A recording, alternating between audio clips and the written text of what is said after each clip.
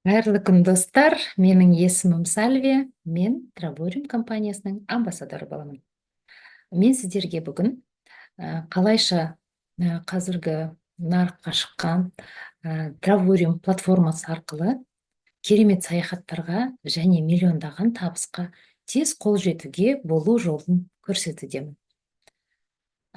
Кез келгеніңіз білесіздер, мына туризм саласы ол қарқынды дамып келе жатқан сала. Және туризм саласында сіз өзіңіздің бір табыс көзін ашқыңыз келсе, ол қазіргі таңда туристік агенттік құрайсыз. Туристік агент ол мына туроператор мен тұтынушы арасындағы қызмет көрсетуші. Себебі турлар бізде туроператорлармен құрастырылады, бірақ туроператорлар тікелей оны тұтынушыларға сата алмайды. Сондықтан олар турагенттіктердің көмегіне жүгінеді.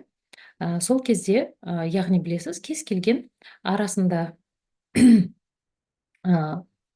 қосылатын сервистік төлем болады. Сондықтан туроператордан келген баға әрине сізге солаймен келмейді. Ол жерде турагенттің табысы отырады. Және де турагенттікті сіз қалай жасайсыз? Көпшілік онлайн бизнес жасайды, немесе енді онлайннан гөрі қазір бізде кәдімгі өзінің кеңсесі бар турагенттіктерге сенім артады. Ол да дұрыс бір жағынан. Сол үшін сізге не керек? Кеңсе керек. Ол кеңседе жалғыз жасайсыз, немесе өзіңізге қызметші аласыз. Қызметші бар, оның коммуналдық төлемі бар. Енді салықты кез келген жерде төлейсіз, бірақ сізде тұтынушы бар ма, жоқ па, сол шығын сізде әрқашанда шығып жатады. Және турагенттігіңізді есігін кілттеп қойсаңыз, ол кезде сіздің бизнесіңіз тоқтайды.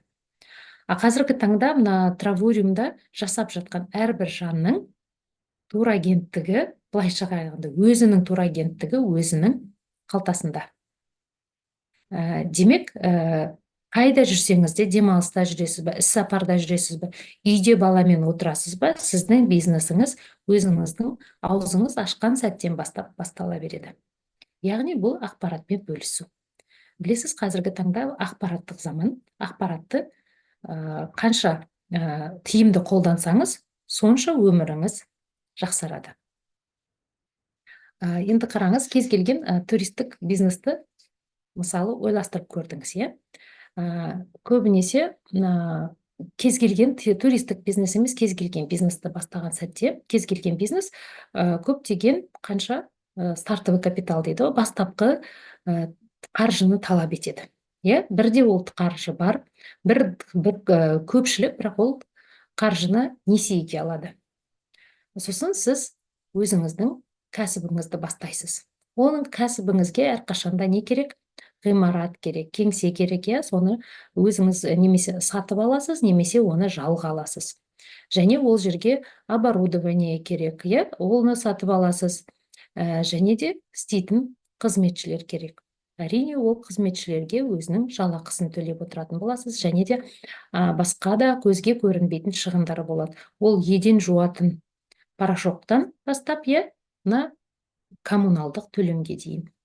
Көптеген бизнес басталған кезде миллиондап сіз шығын шығарасыз, бірақ бірінші кезеңде әрқашанда неге істейсіз? Минусқа жасайсыз. Себебі сіздің бірінші күннен бастап енді адамдар тізіліп очередьқа тұрмайды ғой сізге. Клиентті ақырын жинайсыз, сондықтан бірінші кезде сіз минусқа жұмыс жасайсыз. Себебі сіздің кіріп жатқан кірісіңізден шығып жатқан шығыныңыз көбірек болады. Одан кейін бір сәтте сіз теңдеседі. Сіздің шығыныңыз бен кірісіңіз теңдеседі. Сол кезде сіз өте қатты қуанасыз, себебі ол кезде сізде шығыныңыз бен кірісіңіз теңелді. Ал одан кейін барып сіз шығысыңыз азайып, кірісіңіз көбейіп, сол кезде сіз таза табысқа ие болып жатасыз. Жаңағы төлемдерден артылған ақша өзіңізге табыс болады. Бірақ мен сіздерге бір айтып жүрдім, бизнес кәсіп жүргізіп отырған адамдардың өзінің айлығы болмайды. Яғни өзінің еңбегі ешқандай мөлшермен өлшенбейді. Ол өзінің кәсібі болғандықтан, өзімізде солай көп жылдар бойы жасадық, әлі де жасап келеміз. Бірақ сондай ерекшелігі бар. Бұл Травориумның маған ұнаған жері қалай? Мен саяхатты өте жаным қатты сүйеді, саяхаттағанды қалаймын, және өзімнің сондай ойым болатын туристік агенттігін өзім ашып, өзім жүрегім қалаған затты жасап жүріп, және оны табыс көзіне айналдыру болатын. Сол сәтте маған осы Травориум компаниясы жайлы ақпарат келіп, өзім зерттеп, түйгенім, маған туристік агенттік қажет емес екен. Жаңағы жүрегім қалап адамдарды саяхатқа апару осы Травориум арқылы қазір жасалып жатыр, және де ол үшін маған кеңсе, немесе жалдалмалы жұмысшылар, басқа да шығындар қажет емес екен. Осылай өздеріңізбен сияқты сұхбаттасып отырып, онлайн үйден шықпай-ақ, шыққым келсе шығып, шыққым келмесе үйден тікелей осылай жұмыс жасап, Аллаға шүкір, табыс табудың жолын үйрендік. Қазіргі біздің мақсатымыз осындай видео кеңестер арқылы сізге де сол жолды үйрету, әрине өзіңіз қаласаңыз. Және де көптеген компаниялар қазір көп, бірақ соның ішінде неге мен өз басым Травориум компаниясын қаладым. Себебі осының алдында үлкен бір қазақстандық өнімі бар компанияда жасаған болатынмын. Ол жерде де Аллаға шүкір үлкен команда құрдық, көптеген жетістіктерге жеттік. Бірақ кез келген нәрсе салыстырмалы түрде келесіз, кез келген нәрсенің түбіне салыстырмалы түрі келесіз. Сол жермен өзім салыстырған сәтте, білесіз, кез келген бизнес, ол тауар айналым немесе қызмет айналымы, сол кезде сізге әрқашан кез келген компания ай-май жасалған жаңа тауар айналымға төлейтін болады. Егер бастапқы тауар айналымды алатын болсақ, мына қазіргі амбассадор статусында жасап жатқан тауар айналымды жасап, сіз Травориум компаниясынан 10 мың мен 12 мың доллар арасында табыс таба алады екенсіз. Ал көптеген компанияның сол тауар айналымын санайтын болсаңыз, осындай тауар айналымда сіз небәрі 2 мың, 3 мың доллар табысқа ие болады екенсіз. Мынадай жүйелі бизнесте кез келген компанияның жұмысы бірдей. Ол деген адамдармен сұхбаттасу, адамдарға ақпарат беру, және ол адамдарға өзің жүрген жолды жүріп көрсету, үйрету.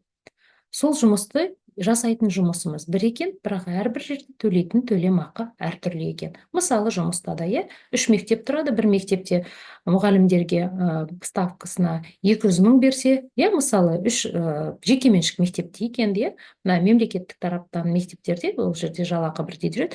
Мысалы, жекеменшік мектепте бір мектеп 200 мың төлесе, екінші мектеп 300 мың төлейді, ал үшінші мектеп 400 мың төлейді.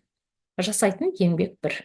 Сол сықылды бұл жерде де кез келген компанияда жасайтын жұмысыңыз бір, бірақ төлейтін төлемақы әртүрлі. Және де компанияны тағайындаған кезде адам оның басшысына мұқият қарап шығып қарастыру керек, ол кім деген, және компанияның осы күнге дейінгі тарихы, және компанияның өзіндік финанс жағынан политикасы.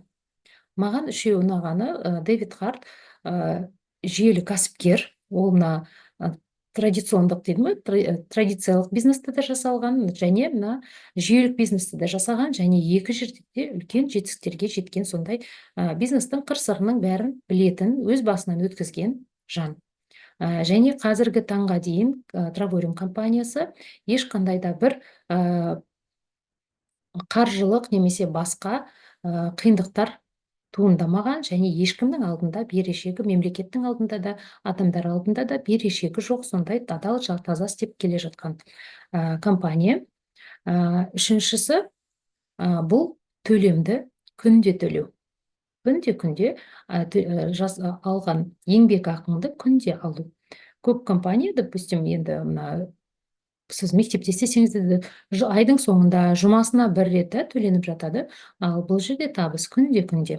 Білесіздер, көпшілігіңіз, қазір мені тыңдап отырған мұсылмандарда ең дұрыс төленетін еңбекақы ол күнде төлену. Себебі біледі, әрбір мұсылман біледі, келесі таңда кім бар, кім жоғын, оны бір Алла біледі. Сондықтан ең тиімдісі, мұсылмандарға ол күнде төлемақы, жұмысшының ақысын күнде төлеу екен.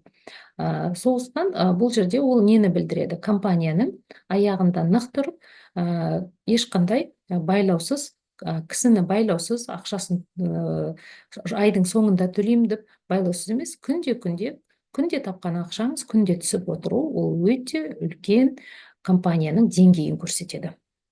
Сондай жайттарға әрқашанда өздеріңіз көңіл бөліп отырыңыздар, және де бұл саланы дамыту, өзім сондай керемет осы компанияны бастаған сәттен бастап десек болады, Дэвид Хартпен тілдесіп, көрісіп, ол кісінің расында да сондай адамның көзіне қарап білесің дейді ғой, осы компанияны өзінің баласындай қарап, және де әрбір осы компанияға келген партнерді сондай жетістікке жеткізуге күнде түнде шыны керек, вообще демалыссыз жұмыс жасап келе жатқан өте еңбекқор, адал жан екенін көрдім. Сондықтан да қазіргі таңда өзімнің соңымнан ерген кісілерді де саяхатқа шығып, бір емес жылына 3-4 саяхатқа ие болып, және де еңбек еткен адамдар өзінің еңбек ақысын күнде алуда. Сол жайт маған өте ұнайды. Сондықтан қазіргі таңда Travurim компаниясы мына саяхатшылар клубтарының ішінде ең үздігі, және де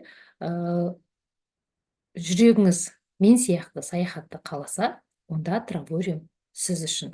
Ал сүйікті ісіңіз сізге көңіліңіз толатындай табыс әкелетін болса, онда нұр үстіне нұр. Әрине, сондықтан баршаңызға осы Travurim жайлы ақпаратты дұрыстап зерттеп, білмеген сұрақтарыңызды сұрап, және де қалай деп айтсақ болады, өте мұқият тыңдап, зерттеулеріңізді ұсынамыз. Сондықтан, ал егер де бізге қосылам деушілеріңіз болса, әрқашанда сіздерді қарсы алуға әзірміз. Баршаларыңызға рахмет. Келесі эфирларда кездескенше сау саламатта болыңыздар.